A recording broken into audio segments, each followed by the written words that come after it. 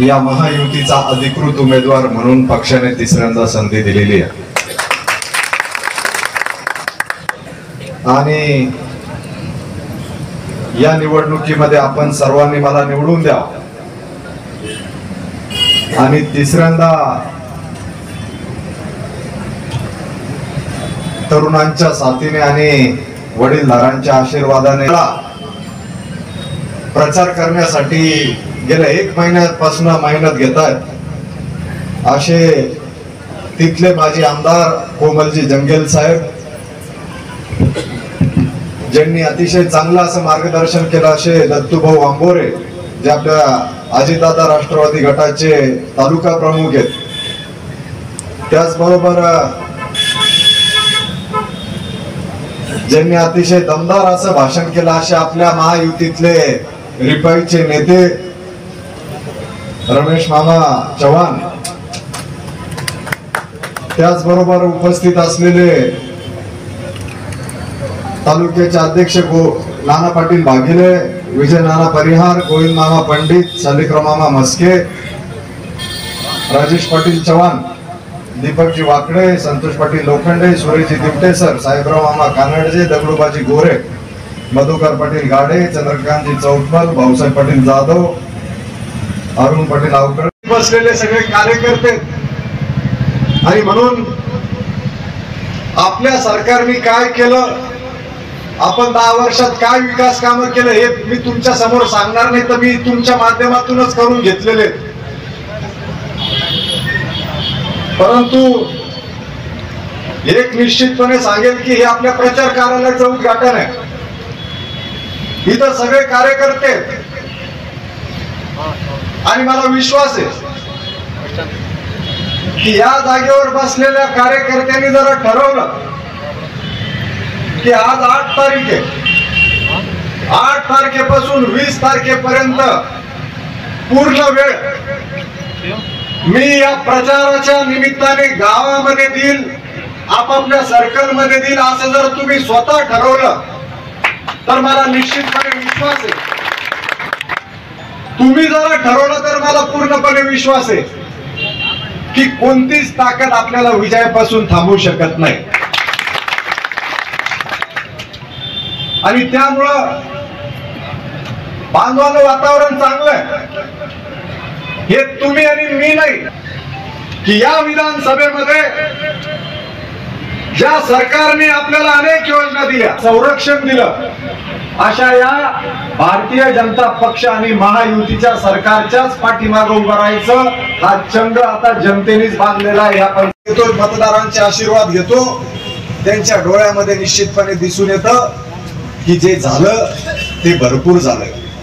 आता मात्र आम्ही दादाच्या विचारांनी बांधलेलो आहे, दादांच्या विचारांनी चालणारे आहोत आणि त्यामुळं या वेळेला नक्कीच तुम्हाला निवडून देऊ असं निश्चितपणे बांधवांनो तोंडापेक्षा त्यांचे जनतेचे डोळे आणि भावना बोलतात. आणि त्यामुळं फक्त मी आपल्याला एकच विनंती करणार आहे, लोकसभेला काय झालं, आपण आपली बाजू मांडण्यामध्ये कमी पडलो.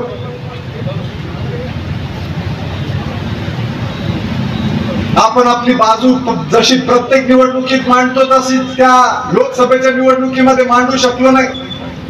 प्रत्येक कार्यकर्त्याला वाटलं दादा पडू शकत नाही, सीट निवडून आलेलंच आहे, आपल्याला कोणी थांबू शकत नाही, जनता आपल्या सोबत आहे,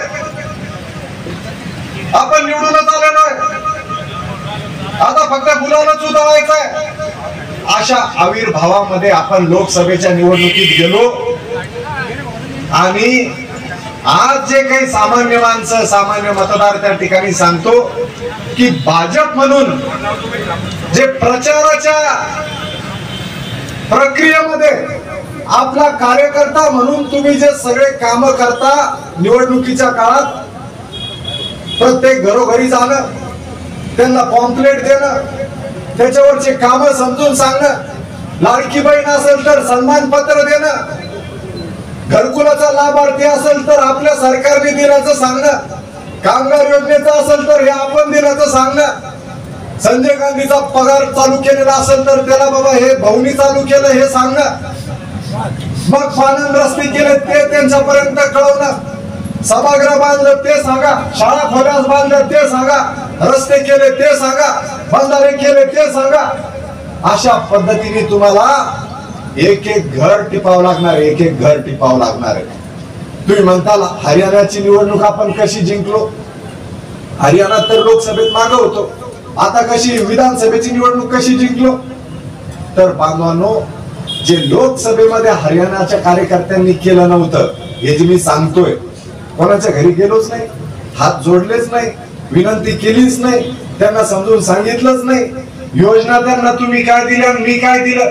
आता माझा म्हणजे आज मी मसरूळला होतो, मी 25 योजना वाचून सांगितल्या की हे मी तुम्हाला दिलं, नसेल दिलं तर एखाद्या उभं राहून सांगा की हे काम मी केले नाही या गावात. तर सगळ्यांनी मान्य केलं की हे काम तुमच्या माध्यमातून झालेले.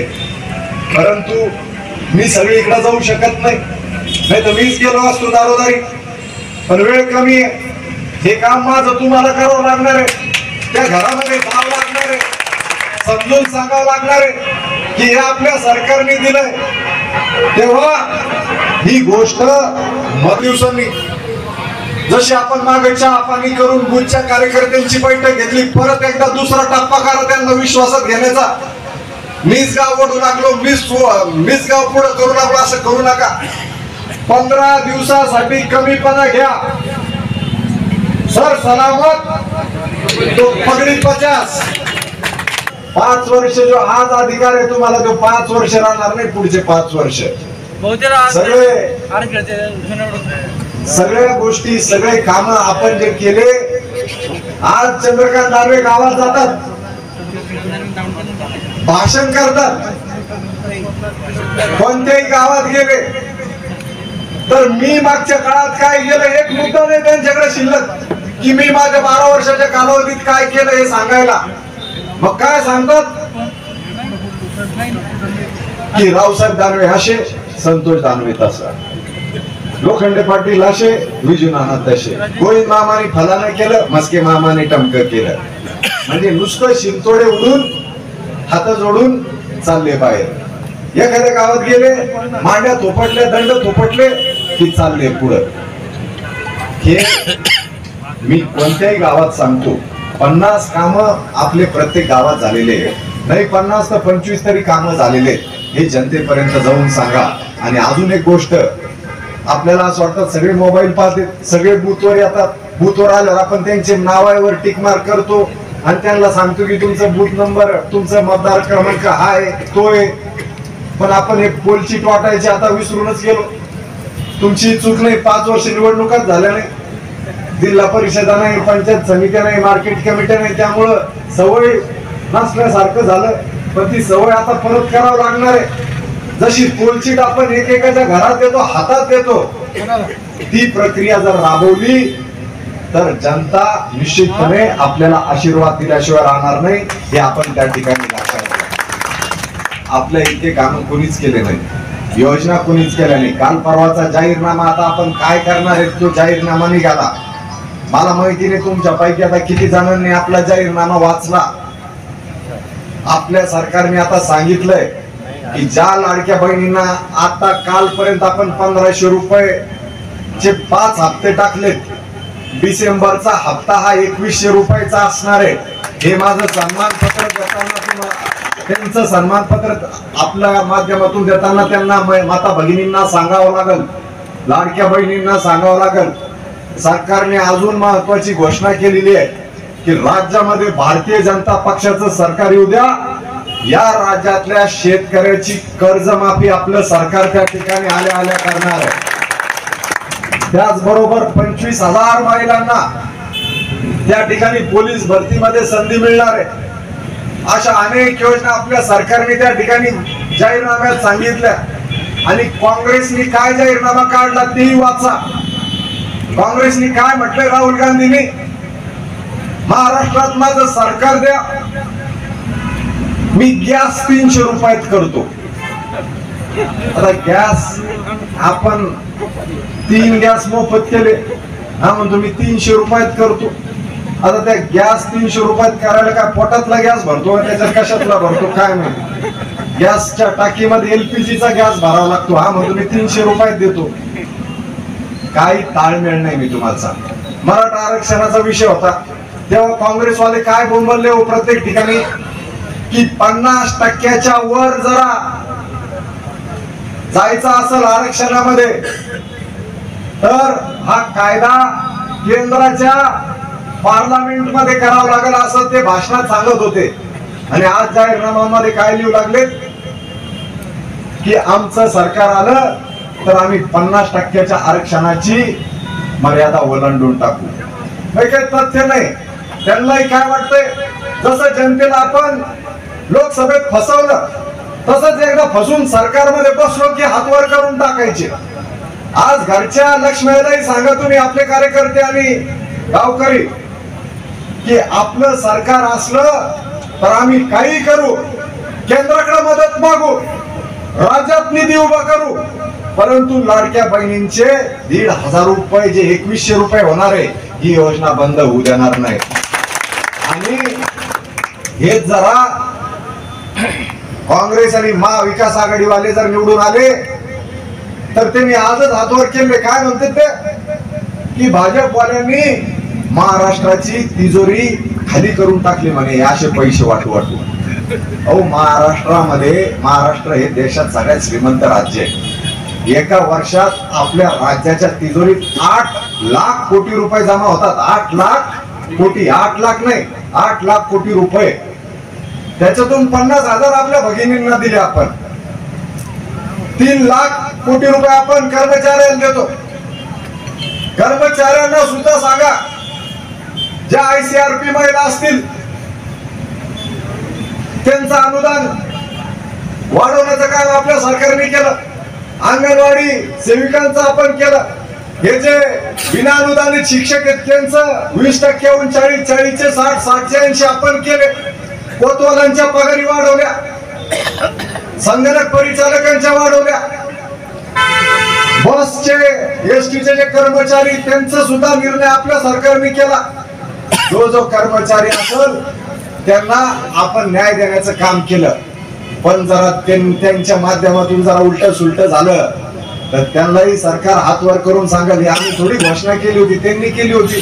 हे तुम्हाला प्रत्येकाला समजून सांगावं लागणार आहे. आणि मला असं वाटतं की येणाऱ्या 13 दिवसांमध्ये जरा नाही आलं या बाजूच्या टपरीवर चहा प्यायला तर अति उत्तम. आपल्याला सवय की सकाळी गाडी काढली, पेपर वाचायचा, चहा घ्यायचा, 4 गावाचे आले, कोणाचं काय चाललंय करूंगा. मैं हाथ उठाऊंगा भी नहीं.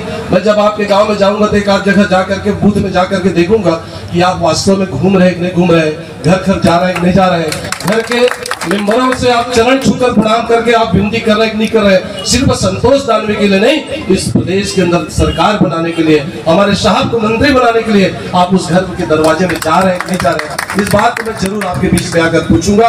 और मुझे पूरा विश्वास है कि मैंने जो आपसे वादा किया है और आपने मुझसे वादा किया है कि हम घर घर जाएंगे, घर के दरवाजे पे जाएंगे, माता और पिता का चरण छुएंगे, कमल फूल के लिए वोट मांगेंगे और हम सब आशीर्वाद मांगेंगे. सभी कार्यकर्ताओं ने मुझे विश्वास दिलाया है. इस विश्वास को आप कायम रखेंगे. चूंकि मैं छत्तीसगढ़ से आया, बहुत दूर से हूँ, मेरा आपसे कोई परिचय नहीं है, सिर्फ एक ही परिचय है, वो परिचय है कमल फूल. जिस फूल के ताकत में, कमल की ताकत में, मोदी जी के परिचय में आप सबके बीच में बैठा हूँ. आप सब मेरे परिवार हैं, मैं आपके परिवार के सदस्य हूँ. मेरे हाथ जोड़कर विनती है आप सब कमल फूल छाप के लिए काम करेंगे, भारतीय जनता पार्टी को जिताएंगे. भाई संतोष जी को आप विधायक तीसरी बार बनाकर प्रचंड बहुमत से, एक ने कहा कि हम इस बार रिकॉर्ड तोड़ेंगे, पिछले बार 32,000 से जीते थे, इस बार हम डबल वोट से जिताएंगे. ये मैंने वादा किया है, उस वादा को आप पूरा करेंगे. मैं भी छत्तीसगढ़ जाऊंगा तो सीना तान के जाऊंगा. मैं भी जब छत्तीसगढ़ जाऊंगा महाराष्ट्र के भाव को लेकर जाऊंगा. जब मैं छत्तीसगढ़ जाऊंगा तो मैं डंके के चोट में बताऊंगा कि मैंने भारतीय जनता पार्टी को, संतोष भाई को जिता कर आया हूँ. ये कहने का मुझे अवसर मिल रहा है. यही बात कहना था, क्योंकि मैं आपके बीच में आऊंगा। हो सकता है कब किसके पास पहुंच जाऊं पता नहीं, लेकिन यहाँ के लोग बहुत अच्छे हैं, हमारे भारतीय जनता पार्टी के सभी कार्यकर्ता बहुत अच्छे हैं। बस आपका परिणाम 23 को अच्छा है, जफराबाद का निर्णय अच्छा है और यहाँ पर एक तरफा भारतीय जनता पार्टी की जीत हो, यही अपेक्षाओं के साथ अपनी बात समाप्त करता हूँ। धन्यवाद। जय हिंद, जय भारत।